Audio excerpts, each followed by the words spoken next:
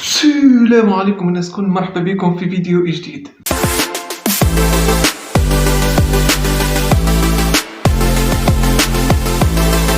قولكم في الانترو جديد خاطر بدلنا اسم القناة، فذاك علاش لازمنا انترو جديد. كانت اسمها اتس رامي، بدلناها باسمي اللي هي رامي تركي. فشكر خاص لصديق حبيب اللي عمل لي الانترو هذا، ولو ترو زاد تشوفوه في الاخر. خليكم الشين يوتيوب نتاعو في الديسكريبشن، فامشيو ادعموه قولوا له ميرسي. مؤخرا بكلكم قاعدين تشوفوا في الضجة اللي قاعدة صايرة بسبب انه في تونس وصلنا 1,000,000 مهاجر جايين من افريقيا الجنوبية. بالرسمي تعلموا كي تحكي تقولوا راهو المهاجرين هذوما جايين من افريقيا الجنوبية ولا من افريقيا الوسطى، ما تقولوش راهم هذوما افارقه. نحن زاد افارقه راهو. بالرسمي يفيقوا على وضعكم كما قال صاحبي نضال، ماكش من النرويج انت ولا عينيك زرق وفما حد خير من حد، ولا فرق بين اعجمي وعربي ولا ابيض ولا اسمر الا بالتقوى. في الاخر راهو باش يقعد كان فعلك في الاخر. اوكي شنو اللي قاعد يصير وعلاش العباد قاعده تحتاج؟ خاطر الاشخاص هذوما قاعدين يعملوا في الشغب، مش كل هما جزء منهم قاعدين يعملوا في الشغب، وزادت توانسة قاعدين يتشكاو اللي الناس هذوما فما منهم اللي داخلين بطريقه غير قانونيه. ليش شكون يحكي على الطريقه غير قانونيه وعلى الهجره غير شرعيه؟ توانسة اللي هما اشترهم في ايطاليا حارقين بطريقه غير قانونيه ويعملوا في الشغب غادي، لكن هذا ما يبررش. الدوله لازمها تتدخل وتعمل حل وتشوف العباد هذوما شنو امورهم القانونيه وكل. لكن خلينا نعمل فيديو هذا واللي حبسني مخي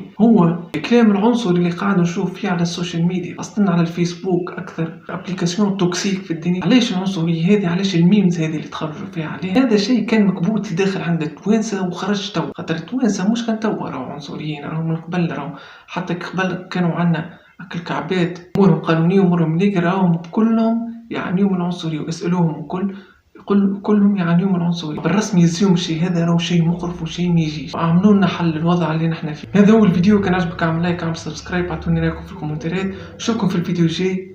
بيس.